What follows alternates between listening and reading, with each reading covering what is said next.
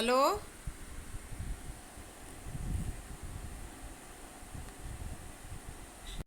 Hello.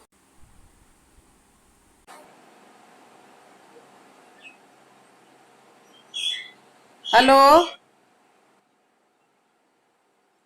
Hello. बाप रे बाप, लास्ट में जानते हो उसका बाल, मतलब उससे कट कट जा रहा था। तो फिर एजेड रिकॉर्डर को हम ऑन किए, मतलब डायरेक्ट वर्चुअल में। अच्छा चलो, अब उधर करते हैं कैमरा।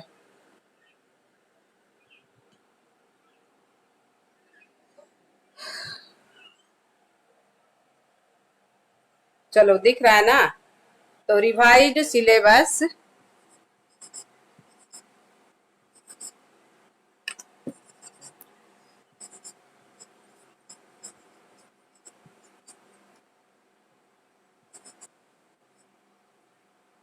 फॉर 2020-21, ठीक है, क्लास 10 के लिए। तो पहला चैप्टर है सूची पर्यावरणम, ठीक है, ये पढ़ना है। दूसरा चैप्टर है द्वितीय पाठ है बुद्धिर बलवती सदा, ये भी पढ़ना है। तो ये भी हो गया, ये भी हो गया, ठीक है। अब तीसरा चैप्टर था व्यायाम सर्वदा पथ्य, वो भी कंप्लीट हो गया था, लेकिन वो सिलेबस से हटा दिया, ठीक है। इसलिए तृतीय चैप्टर में जननी तुल्य तृतीय पाठ है, जननी तुल्य वत्सला हो गया, ठीक है।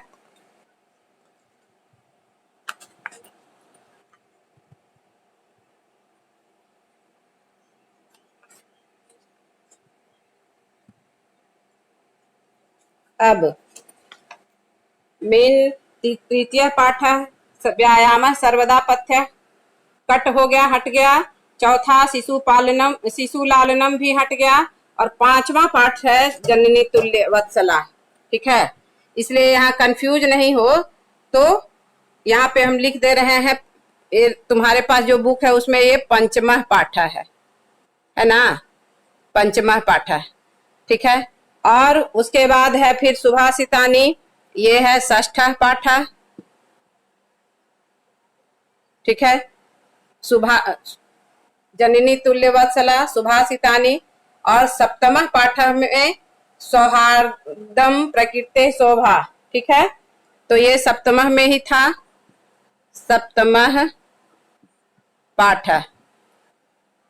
फिर अष्टम पाठ में विचित्र साक्षी,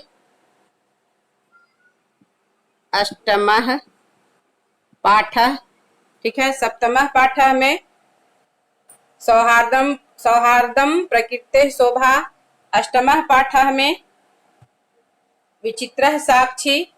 और आगे नवमः पाठ, इसमें सुक्तया है, नवमः पाठ में सुक्तया। और फिर दसमः और एकादश पाठ प्राणिभ्य अपि प्रिय सुहृद और अन्योक्त, ये हट गया है। तो कितना आसान हो गया, ठीक है। 1 2 3 4 5 6 7, ओनली 7 चैप्टर पढ़ना है तुमको।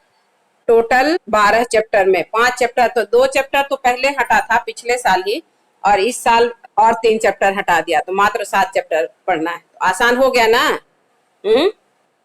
और वो भी नाटक वाला हटाया है जो थोड़ा लॉन्ग भी था,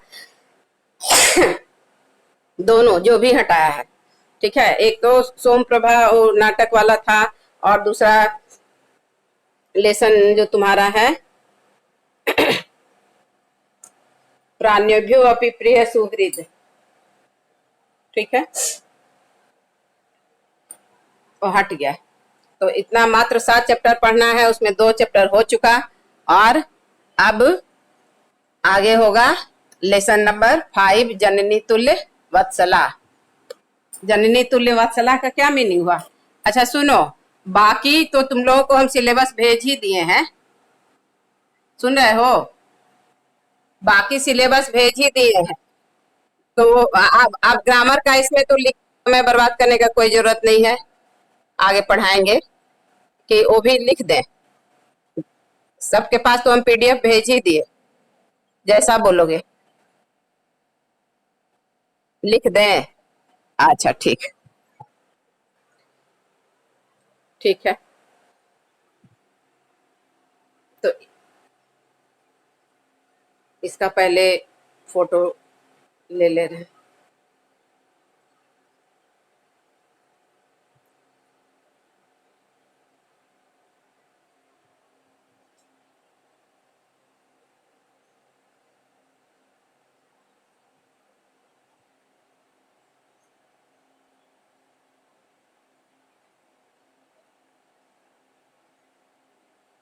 भेज रहे हैं, देखना क्लियर है कि नहीं। ऐसे वीडियो तो भेजेंगे ही, ठीक है।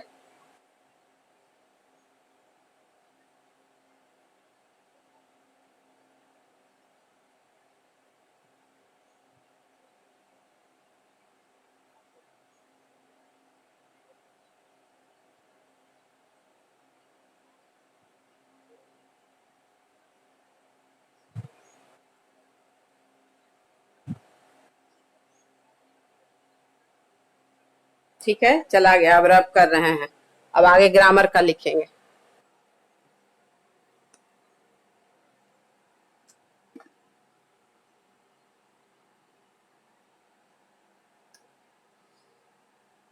ठीक है।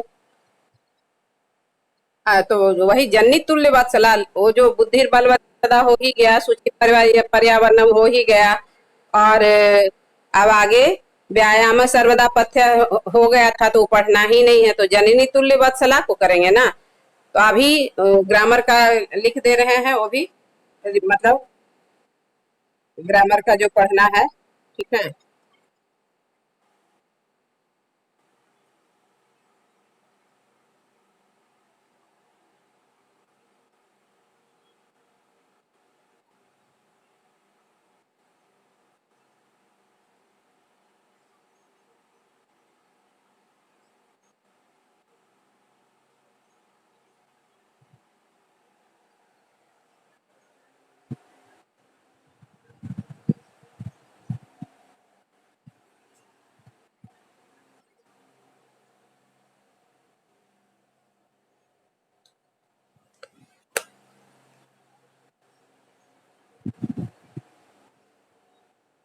चलो, चैप्टर हो गया ग्रामर।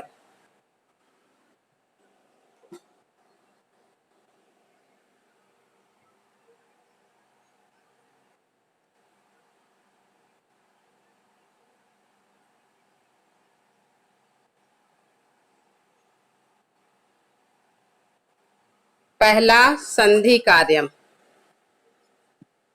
तो सिर्फ संधि लिखते हैं, ठीक है। उसमें व्यंजन संधि में पढ़ना है, जो कि पढ़ा ही चुके हैं व्यंजन संधि, ठीक है। वर्गीय प्रथम वर्ण से तृतीय वर्णे परिवर्तनम मीन्स जसत्व संधि। 9 में नहीं पढ़ना था, 9 में भी इसको दिया है। वर्गीय प्रथम वर्णस्य तृतीय, पूरा इसलिए लिख रहे हैं ताकि कंफ्यूज नहीं हो। तृतीय वर्णे, अच्छा अभी तो हम अपने तरफ लिखे हैं, वो भेजेंगे। वर्गीय प्रथम वर्ण से तृतीय वर्ण परिवर्तनम, ठीक है। अर्थात जसत्व संधि। कौन संधि? जसत्व संधि। ये तो 9 से इतना बता रहे हैं, ठीक है। आगे प्रथम वर्ण से पंचम वर्ण परिवर्तनम, प्रथम वर्ण से पंचम वर्ण परिवर्तनम,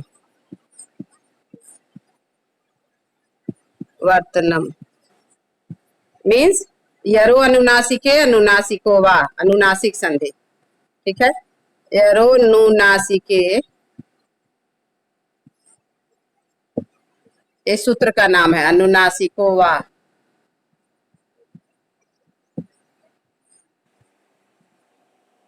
ठीक है, कि फर्स्ट लेटर के सामने अनुनासिक रहने से उसके जगह भी अनुनासिक हो जाता है। आगे विसर्ग संधि। विसर्ग संधि में विसर्ग से उत्तम, विसर्ग से, ये तो 9 से पढ़ा रहे हैं, कंठस्थ हो गया सबको। उत्तम, विसर्ग से रत्वम हम बताए हैं, विसर्ग से लोप, विसर्ग से सत्वम। तो यहाँ विसर्ग से उत्तम और विसर्ग से स्थाने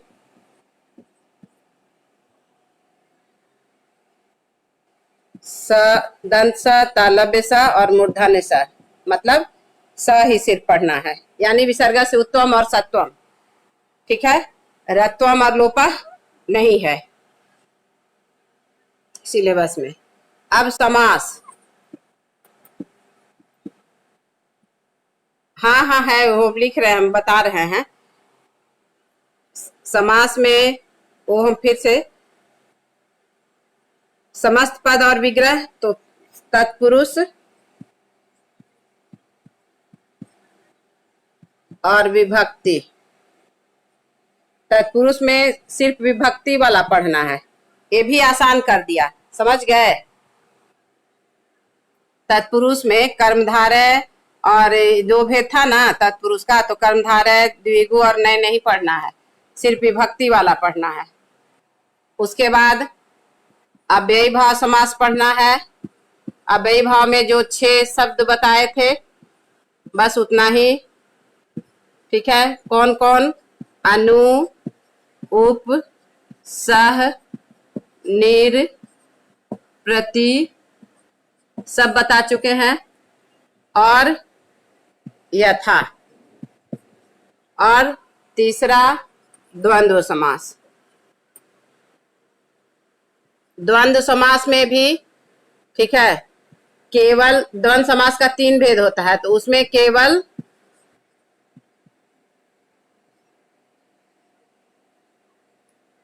इतरेतर द्वंद्व पढ़ना है, केवलम इतरेतर, इतरेतर द्वंद्व समास, ये भी आसान कर दिया। ठीक है, उसके बाद प्रत्यय, प्रत्यया। प्रत्यय में मतुप और त्वा, तल नहीं है, त्वा है। और स्त्री प्रत्यय में अंगीप नहीं है, स्त्री प्रत्यय में टाप है। ठीक है, और अब आगे अव्यय है, तो चूंकि वीडियो लंबा हो जाएगा इसलिए इसको हम मतलब लिख के बोर्ड पे फोटो लेके भेजेंगे। ठीक है, अब आ रहे हैं मेन स्क्रीन पे, देखिए अब दिख रहा है संधि। हाँ, संधि में व्यंजन संधि, वर्गीय प्रथम वर्णस्य तृतीय वर्णे परिवर्तनम। ठीक है, उसके बाद वर्णस्य पंचम वर्णे परिवर्तनम, जिसको बोले सूत्र है यरो अनुनासिके अनुनासिको वा। फिर विसर्ग संधि में विसर्ग से उत्तम, विसर्ग से स्थाने, दंत स, तालव्य स, मूर्धन्य स। अब आते हैं, अब जबकि मैंने सारा पढ़ाया है, विसर्ग से उत्तम, सत्वम, रत्वम, लोप, तो वो भी 2 कट कर दिया है। अब समास में, तत्पुरुष समास में 2 भेद, समानाधिकरण व्यधिकरण, तो आपको सिर्फ विभक्ति वाला पढ़ना है। ठीक है, वो भी बता दिए हैं अभी पिछले संडे के पहले, रिवीजन हो गया, सबको समझ में आ गया ना? हाँ, ठीक। और दूसरा अव्ययी भाव समास में मात्र 6 शब्द से अनु, उप, सह, निर, प्रति और यथा। उसके बाद द्वंद्व समास 3 भेद होता है, ठीक है, द्वंद्व समास के 3 भेद, उसमें केवल इतरेतर द्वंद्व पढ़ना है। तो इतरेतर द्वंद्व मतलब क्या हुआ? इतर इतर, इतर इतर मीन्स अलग अलग, ठीक है, अलग अलग इतरेतर द्वंद्व, ठीक है। जैसे राम च लक्ष्मण च, राम लक्ष्मणौ, माता च पिता च, माता पितरौ, धर्म च अर्थ च काम च मोक्ष च, ठीक है। तो ये अलग अलग जिसका महत्व हो, इतरेतर द्वंद्व, ठीक है। अब प्रत्यय में मतुप और त्वा पढ़ना है। स्त्री प्रत्यय में टाप और अंगिप दोनों था, तो टाप पढ़ना है, ठीक है। अब आगे, तो ये क्लियर हो गया। अब है अव्यय में। तो अव्यय में, अव्यय तो जो भेजे हैं सिलेबस उसमें है ही, ये जो मेन ये समझना था समझ गए, ठीक है।